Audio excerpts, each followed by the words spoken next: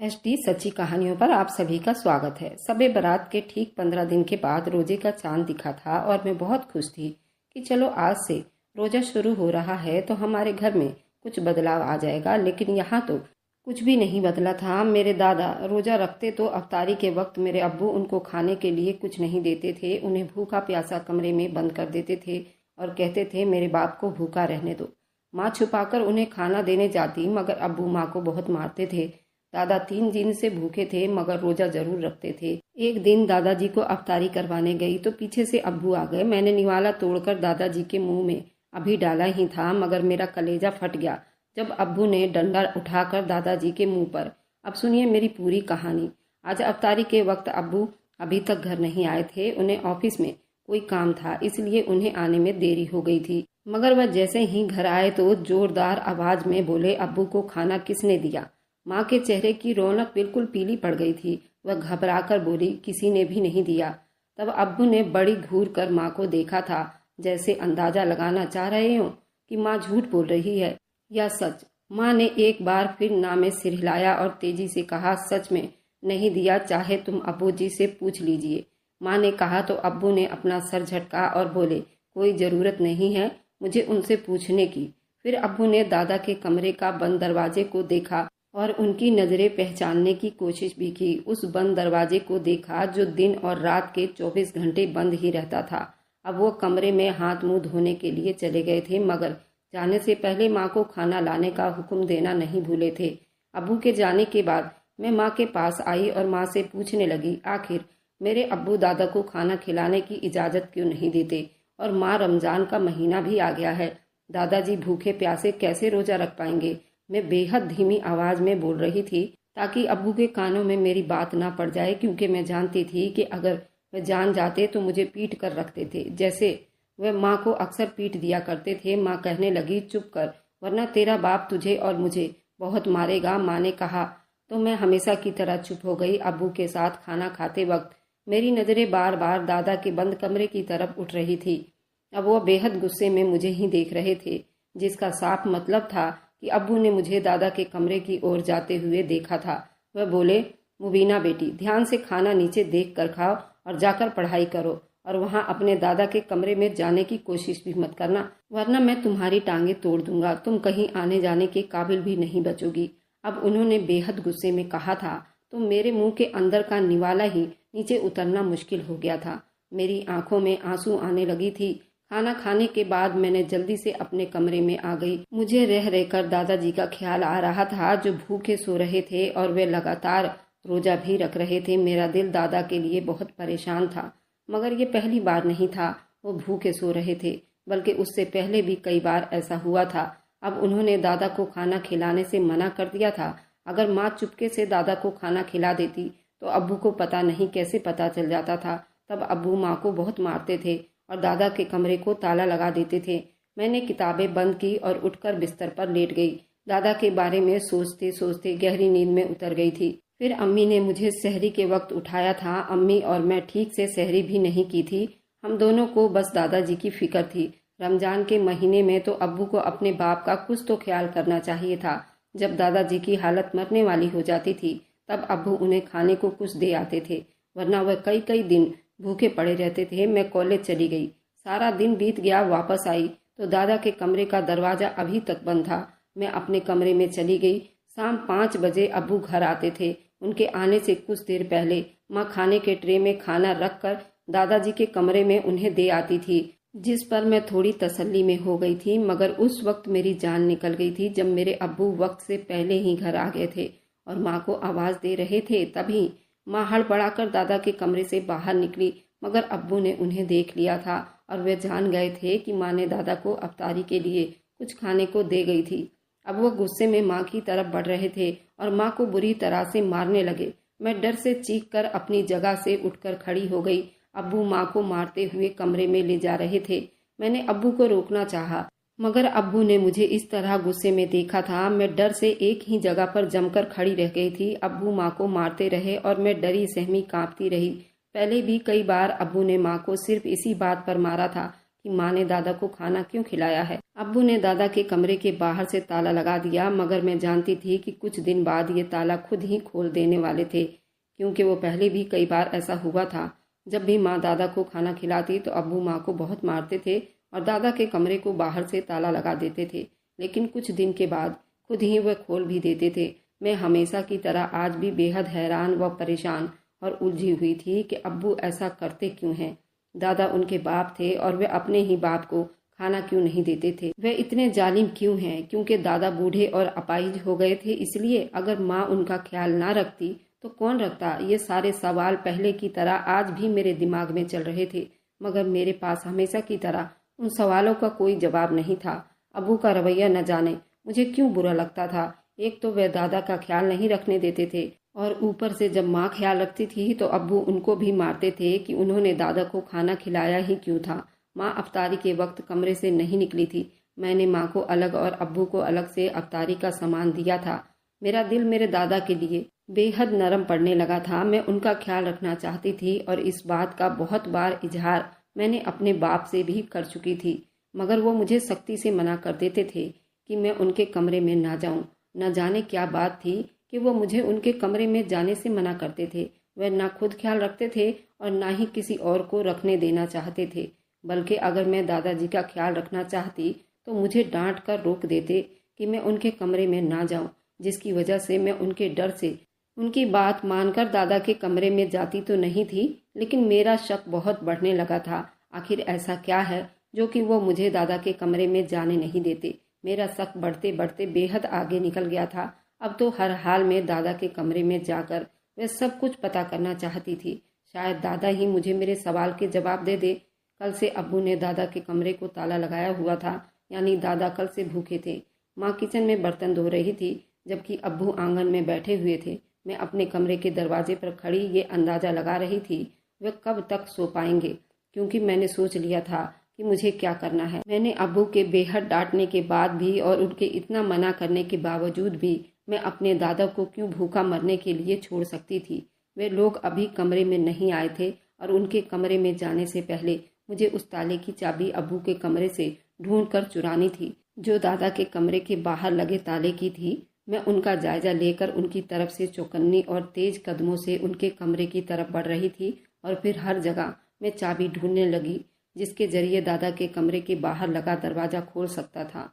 चाबी ढूंढने के साथ ही साथ मैं बिखरी हुई चीज भी ठीक करती जा रही थी, कहीं माँ और अब्बू को मुझ पर शक न हो जाए। और साथ ही साथ दरवाजे पर भी नजर रखी हुई थी। अगर अचानक माँ और अब्बू में से कोई आ जाए तो मैं फटाफट सीधी होकर अपने यहाँ होने का कोई बहाना बना सकूं। मगर काफी जगह ढूंढने के बाद भी मुझे चाबी ना मिली। मैंने कपड़ों वाली अलमारी खोली और चाबी ढूंढने लगी, मगर अलमारी में भी वो चाबी कहीं नहीं थी।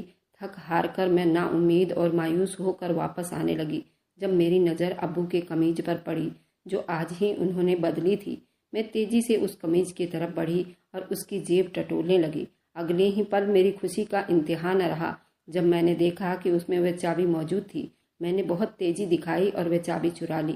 वापस अपने कमरे में आ गई। मैं शुरू दिन से ही दादा के साथ अब्बू का यही रवैया देख रही थी, तब से जब से वो इस घर में आए थे। उन्हें यहाँ आए करीब 1 साल होने वाला था। इससे पहले वे गांव में चाचा लोगों के साथ रहते थे और यहाँ हमारे पास कभी नहीं आए थे। लेकिन 1 साल पहले मेरे चाचा की फैमिली बाहर विदेश में शिफ्ट हो गई थी, जिसकी वजह से दादा अकेले हो गए थे और फिर एक एक्सीडेंट में अपाहिज भी हो गए थे और बोलने की ताकत भी खो बैठे थे। जिसके बाद माँ के कहने पर अब्बू दादा को यहाँ अपने पास ले आए थे। हमारे घर में बस 4 ही लोग थे। मेरे अब्बू, अम्मी और मैं होते थे। मेरा एक बड़ा भाई भी था। वह दूसरे शहर कॉलेज में पढ़ता था। वह रोज रोज घर नहीं आ सकता था, ज़्यादातर हॉस्टल में ही रहता था। हमारे अब्बू पढ़े लिखे थे, एक प्राइवेट कंपनी में अच्छी पोस्ट पर काम करते थे। जब से दादा आए थे तब से ही मैं यही देख रही थी कि अब्बू उनके मामले में बेहद जालिम थे। न खुद उनका ख्याल रखते थे और न ही माँ को रखने देते थे, न ही उनको वक्त पर खाना देते थे। जब कभी मैं खुद ही दादा को खाना खिलाने उनके कमरे में जाती तो अब्बू बेहद गुस्से में आ जाते थे और माँ को बहुत मारते। मुझे अच्छे से याद है कि उससे पहले हमारे घर में ऐसा कुछ भी नहीं होता था। माँ और अब्बू में बहुत प्यार मोहब्बत थी और एक इंसानियत देखने को मिलती थी और अब्बू ने कभी माँ पर हाथ भी नहीं उठाया था। जब से दादा हमारे घर में आए थे तब से माँ अक्सर अब्बू से मार खाती नजर आती थी और मुझे अब्बू पहले से भी ज़्यादा जालिम लगने लगे थे। मैं चाहती थी कि सब कुछ पहले जैसा हो जाए, मगर उस सब के आसार नजर नहीं आते थे, क्योंकि दादा के मामले में अब्बू का दिल बहुत सख्त था। मैं अपने सारी जिंदगी दादा दादी और नाना नानी के प्यार को तरसती रही थी, मगर कभी उन सब का प्यार नहीं पा सकी थी, क्योंकि हम लोग जानते ही नहीं थे कि मेरे नाना नानी कौन थे और दादा दादी कौन थे। अब्बू और माँ हमें कभी लेकर गांव नहीं गए थे और ना ही हम चाचा चाची और उनके बच्चों से मिले थे। जिस दिन अब्बू दादा को घर लाए थे, उस दिन मैंने पहली बार अपने दादा को देखा था। मैं बेहद खुश हुई थी कि मेरे दादा भी हैं जो मुझसे बहुत प्यार करेंगे, जैसे दूसरे बच्चों के दादा उनसे प्यार करते हैं। मगर मेरी ये ख्वाहिश पूरी नहीं हो पाई थी, क्योंकि दादा को अब्बू ने एक कमरे में बंद कर दिया था और वे दादा के साथ बिल्कुल अच्छा ताल्लुक नहीं रखते थे। उन्हें वक्त पर खाना भी नहीं देते थे, ना ही उनका कभी हाल चाल पूछते थे, बल्कि माँ उनके कमरे में जाती तो उनको भी गुस्से में मारते थे। और इस सब से तंग आकर जब मैं उनकी खिदमत करना चाहती तो अब्बू और माँ मुझे बहुत डांटते थे, मुझे दादा के कमरे में जाने से मना कर देते थे। यही वजह थी कि मैं दादा के लिए अक्सर परेशान रहती थी। तभी आज मुझसे रहा नहीं गया, मैंने अब्बू के कमरे से चाबी चुरा ली और बिल्कुल भी पता नहीं लगने दिया कि मैंने क्या कारनामा सर अंजाम दिया है। अगर उन्हें जरा सी भी इस बात की भनक हो जाता तो न जाने मेरे साथ क्या होता। अफ्तारी करने के बाद मम्मी और अब्बू ने खाना खाया और फिर अपने कमरे में चले गए। मैं कुछ देर अपने कमरे में ही रुकी रही ताकि उनको सोने का यकीन दिला सकूं, और अब मैं जल्दी जल्दी दादा के पास उनके कमरे में पहुंचना चाहती थी। और फिर जब मुझे पूरा यकीन हो गया माँ और अब्बू सो चुके हैं, और फिर मैं किचन में चली आई। जल्दी से ट्रे में दादा के लिए खाना रखा और फिर दबे कदमों में चलती हुई दादा के कमरे के बाहर पहुंच गई। एक हाथ में ट्रे थामकर दूसरे हाथ से ताले में चाबी डालकर ताला खोला और फिर कुंडी भी खोल दी, मगर जो ही अंदर दाखिल हुई तो जान निकल गई, क्योंकि दादा जमीन पर गिरे हुए थे। मैं तेजी से उनके पास गई, उनको उठाने के लिए सहारा देने लगी, मगर जो ही नज़र उनके चेहरे पर पड़ी मैं ज़्यादा हैरान हो गई, क्योंकि पहले मैंने गौर नहीं किया था, मगर अब गौर किया तो वह देखकर हैरान रह गई कि दादा की शक्ल मेरी माँ से काफ़ी मिलती जुलती थी। मैंने हैरान होकर उनके कमज़ोर शरीर को अपने हाथों से उठाकर पलंग पर बिठाया और फिर उनको पानी पिलाया। वे सांस धीरे धीरे ले पा रहे थे, जैसे उनको सांस लेने में तकलीफ हो रही हो। पानी पीकर उन्होंने कांपते हाथों से गिलास मुझे थमाया तो मैंने तेजी से उस गिलास को लेकर दूसरी तरफ रखा और उनको देखने लगी, जो बेहद कमजोर थे, झुर्री वाले चेहरे बराबर कांप रहे थे और उनके आंखों के नीचे गहरे हल्के रंग के काले पड़ गए थे। मैंने उनसे पूछा, क्या आप रोजा भी रख रहे हैं? तब उन्होंने अपनी कपकपी सी आवाज में हाँ कहा और जवाब दिया था। उस वक्त मेरी आंखों से अल्लाह के डर से आंसू आ गए थे, मगर अब्बू न जाने क्यों उनके मामले में इतने जालिम बन जाते थे, जबकि वह अब्बू के बाप थे और बाप के साथ तो कोई भी औलाद इस तरह का रवैया नहीं रखती। मेरे साथ साथ दादाजी के आंखों में भी आंसू आ गए थे। मुझे माँ ने बताया था कि दादाजी किसी हादसे के शिकार होने की वजह से बोल नहीं सकते थे, मगर वे तो बोल रहे थे, जिसका मतलब था कि माँ ने मुझसे झूठ बोला था। मगर क्यों? मेरे दिमाग में नए नए सवाल पैदा होते जा रहे थे। दादाजी मुझे कह रहे थे, तुम यहाँ क्यों आई हो? तुम्हारे अब्बू को पता चल गया तो वह तुम्हें भी मारेगा, जाओ यहाँ से। दादा ने कांपते शब्दों में कहा। तो मैंने उन्हें कहा कि कुछ नहीं होता, आज मैं आपके खातिर अपने जालिम बाप से मार खा लूंगी। दादाजी और मेरी आंखों में आंसू आ रहे थे। मैंने दादा को धीरे धीरे खाना खिलाना शुरू किया। मैं अपने हाथों से उन्हें खाना खिला रही थी। खाना खिलाने के साथ साथ मैं दादा को अपने स्कूल और कॉलेज की बातें भी बताती जा रही थी। खाना खिलाने के बाद मैं शहरी के वक्त तक उनके साथ बैठी रही और फिर कमरे को ताला लगाकर अपने कमरे में आ गई। मुझे अब बेहद सुकून मिला था।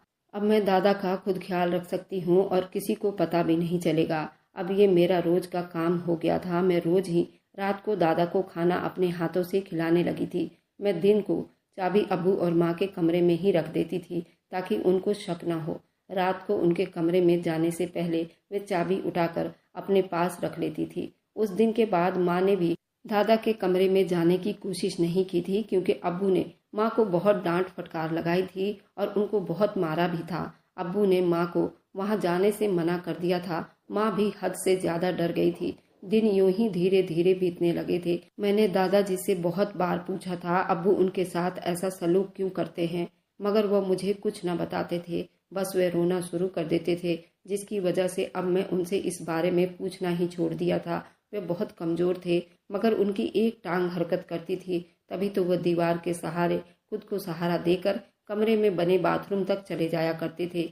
एक हफ्ते बाद की बात है, जब मैंने दादा के कमरे का दरवाज़ा बंद करके खाली ट्रे लेकर किचन में आ रही थी तो मेरा सांस अटक गया और आंखें डर से फैल गई, क्योंकि सामने ही माँ और अब्बू किचन में खड़े थे।